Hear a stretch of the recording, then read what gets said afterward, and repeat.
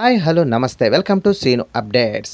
కాదనలేక తప్పు చేశాను, నటించకూడని సినిమాల్లో నటించాను అంటున్న రంభ. ఆ వివరాలేంటో ఈ వీడియోలో చూసేద్దాం. తెలుగు అమ్మాయి అయిన రంభ స్టార్ హీరోయిన్గా ఒక వెలుగు వెలిగింది. అసలు మ్యాటర్లోకి వెళ్తే విజయవాడకి చెందిన విజయలక్ష్మి ఇండియా ఫిల్మ్ ఇండస్ట్రీని షేక్ చేసింది. సౌత్తో పాటు నార్త్లో కూడా సత్తా సాటింది. ఈ విజయలక్ష్మి ఎవరో కాదండి, మన రంభ గారే.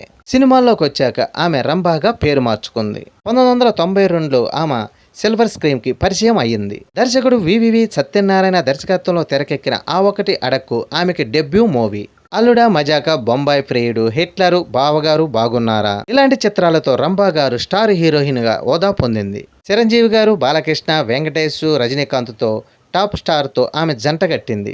హిందీలో కూడా సల్మాన్ ఖాన్, అనిల్ కపూర్ లాంటి స్టార్తో ఆమె నటించింది. తెలుగు అమ్మాయి అయినప్పటికి కూడా ఎక్స్పోజింగ్ లో ముంబై భామల్ని డామినేషన్ చేసేసింది. ఆమె 1-2 చిత్రాల్లో కూడా బిగిని కూడా వేసుకుంది. అందుకే రంభ గారికి ఆ రోజుల్లో విపరీతమైన ఫాలోయింగ్ ఉండేది. ముఖ్యంగా యూత్ లో ఆమంటే పడి చచ్చేవారు. క్యూట్ ఫేస్ తో ఆమె మెస్మరైజ్ చేసేది. ఈ ఎక్స్పోజింగ్ పై రంభ గారు ఓ ఇంటర్వ్యూలో ఓపెన్ అయ్యారు. సినిమాలో ఎక్స్పోజింగ్ చేయాల్సి వచ్చినప్పుడు మీరు ఇబ్బంది పడ్డారా అని అడిగిన ప్రశ్నకు, ఈ పరిశ్రమలో నేను ఎక్స్పోజింగ్ చేయను అని చెప్పటం కష్టం.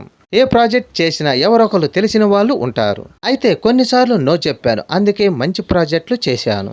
1-2 చిత్రాల్లో తప్పులు చేశాను. చేయకూడని సినిమాలు చేశాను. ఎక్స్పోజింగ్ చేసినందుకు నేను బాధపడటం లేదు. నేను చేసిన మంచి సినిమాలు ఆ బాధను పోగొట్టాయి. కానీ చాలా సినిమాల విషయంలో నేను కండిషన్ పెట్టేదాన్ని. నా కండిషన్కు ఒప్పుకొని చేసిన సినిమాలే బెస్ట్ అని చెప్పొచ్చు అని రంభ గారు వివరణ ఇచ్చారు. మడిగట్టుకొని కూర్చుంటే కుదరదు, కొన్ని చోట్ల ఎక్స్పోజింగ్ చేయాల్సి వస్తుంది.